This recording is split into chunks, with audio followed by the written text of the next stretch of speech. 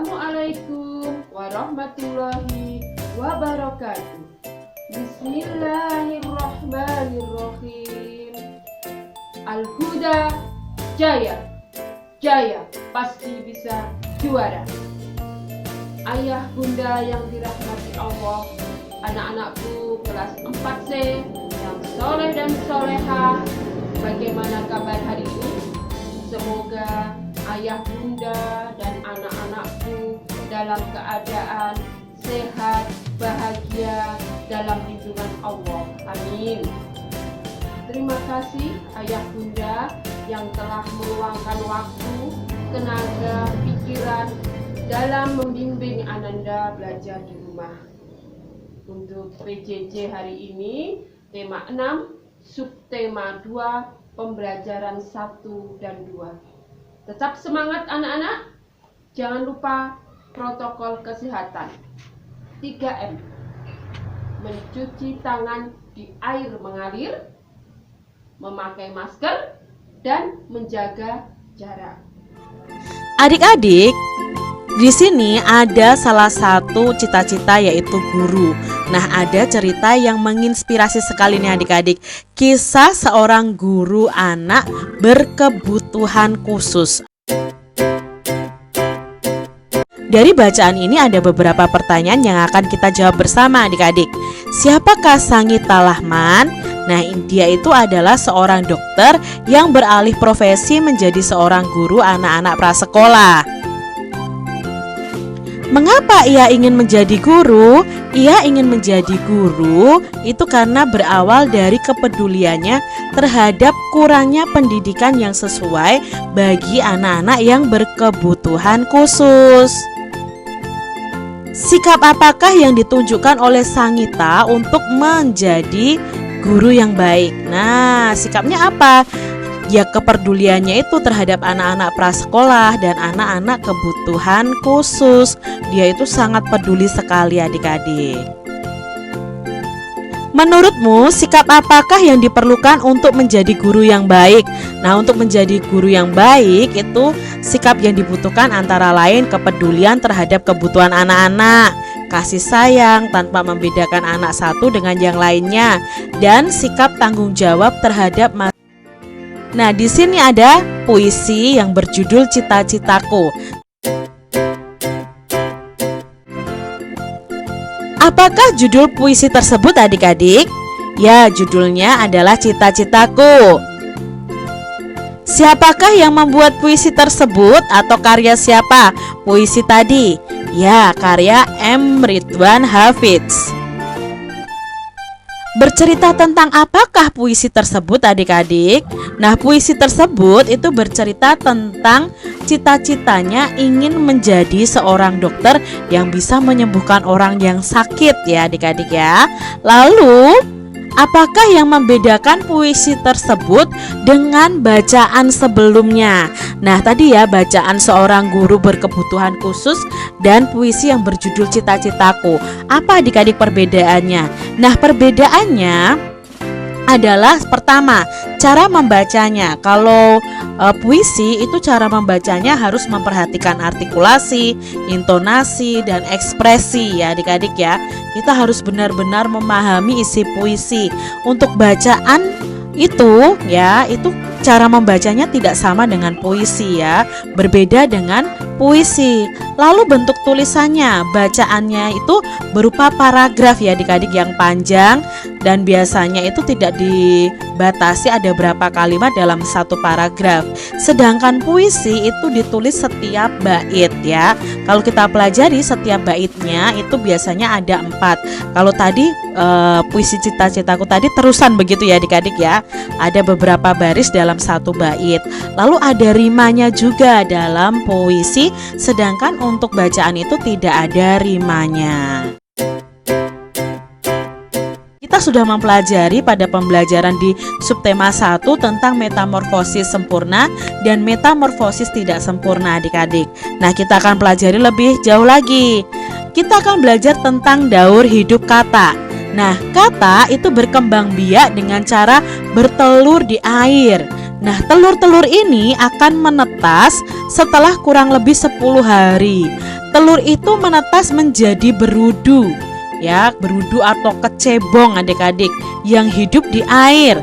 Oleh karenanya, berudu ini memiliki insang sebagai alat pernafasan untuk bernafas di dalam air seperti pada ikan adik-adik. 3 minggu kemudian, insang pada kata akan tertutup oleh kulitnya, ya. Kemudian tumbuhlah kaki belakangnya, ya. Awalnya tumbuh kaki belakangnya. Pada usia 8 minggu, berudu berkaki akan berubah menjadi katak yang berekor seperti ini adik-adik. Ekor itu kemudian akan memendek dan ia akan bernafas dengan paru-paru. Setelah pertumbuhan anggota tubuhnya sempurna, katak akan berubah menjadi katak dewasa. Lalu katak dewasa akan bertelur lagi. Itu terus-menerus terjadi. Makanya disebut dengan daur hidup. Sekarang kita belajar tentang daur hidup kecoa. Nah, kecoa ini adik-adik ya merupakan salah satu serangga yang juga berkembang biak dengan cara bertelur. Setelah beberapa lama nih ya dari kecoa ini ya, Kak Citra agak jijik kalau sama kecoa adik-adik. Setelah bertelur, dia akan menetas adik-adik ya. Telur kecoa akan berubah menjadi kecoa muda yang disebut dengan nimfa. Nah, bentuk nimfa sudah mirip dengan kecoa dewasa, hanya warna kulitnya yang berbeda. Nimfa beberapa kali mengalami pergantian kulit nih adik-adik ya. Ada nimfa 1, ada nimfa 2 ya, sampai ia menjadi kecoa dewasa. Lalu bertumbuh lagi, bertelur lagi, menetas lagi telurnya, begitu seterusnya. Nah, ini adalah daur hidup kecoa. Nah, yang ketiga kita belajar daur hidup capung adik-adik. Capung juga merupakan serangga yang berkembang biak dengan cara bertelur adik-adik. Sama dengan kecoa, ketika telur capung menetas, ia akan menjadi capung muda yang disebut dengan nimfa. Setelah kurang lebih mengalami pergantian kulit sebanyak 10 kali adik-adik, baru akan berubah menjadi capung dewasa. Wah, pergantian kulitnya banyak sekali ya adik-adik ya. Nah, ini ya, dari telur menjadi nimfa, menjadi capung dewasa, atau bisa juga disebut imago. Berikutnya ada daur hidup nyamuk. Nah, nyamuk juga termasuk jenis serangga yang berkembang biak dengan cara bertelur di permukaan air. Ini ya adik-adik ya, bertelur di sini. Ketika telur menetas, ia akan berubah menjadi jentik-jentik atau nama lainnya adalah tempayak. Nah, tempayak ini akan hidup dan mendapatkan makanan dari air yang ia tinggali. Setelah cukup umur, tempayak ini akan berubah menjadi pupa atau kepompong. Ya, kepompongnya di dalam air. Setelah beberapa waktu, pupa akan berubah menjadi nyamuk muda hingga menjadi nyamuk dewasa. Nah, nyamuk muda dan dewasa tidak hidup di air. Ia hanya akan kembali ke air itu ketika hendak bertelur. Makanya adik-adik perlu kalian ketahui bahwa nyamuk itu suka tinggal atau bertelur di genangan-genangan air. Jadi jangan sampai ada genangan air di solokan atau di got rumah kalian. Apa nama dan asal daerah dari tarian yang menjadi profesi dari Ibu Supinah? Ya, nama tariannya tadi adalah tari gandrung ya, yang berasal dari Banyuwangi, Jawa Timur. Apakah peran tarian tersebut pada saat perjuangan melawan penjajah? Tadi dikatakan perannya adalah untuk menyampaikan pesan untuk para pejuang yang bergerilya pada Perang Puputan Bayu tahun 1771. Sikap dan nilai apa sajakah yang ditunjukkan oleh Ibu Supinah sebagai seorang penari daerah? Nah, sikap yang ditunjukkan oleh Ibu Supinah adalah rajin, tidak menyesal dengan keputusannya, merasa bangga dengan tari gandrung. Lalu nilai yang ditunjukkan adalah ikut mengenalkan budaya Indonesia kepada masyarakat di mancanegara. Menurutmu nilai, sikap, dan keterampilan apa saja yang diperlukan untuk menjadi seorang penari adik-adik? Nah, untuk menjadi seorang penari perlu ada sikap ini nih adik-adik. Yang pertama, cinta dan bangga atas kebudayaan bangsa. Apalagi Indonesia itu terdiri dari beberapa pulau, suku, budaya yang bermacam-macam, tariannya pun bermacam-macam. Jadi penari itu perlu sikap cinta dan bangga atas kebudayaan bangsa. Sementara sikap yang dibutuhkan adalah kedisiplinan, kerja keras, pantang menyerah dalam berlatih ya adik-adik ya. Keterampilannya apa? Ya keterampilannya melakukan gerakan tarian dengan baik. Nah, di sini ada beberapa gambar tari-tarian yang berasal dari Indonesia, yang benar-benar berasal dari Indonesia. Yang pertama adik-adik, apakah kalian tahu ini tari apa dan berasal dari mana? Ini adalah tari pendet dari Bali. Lalu tari yang kedua adik-adik, ini memegang piring.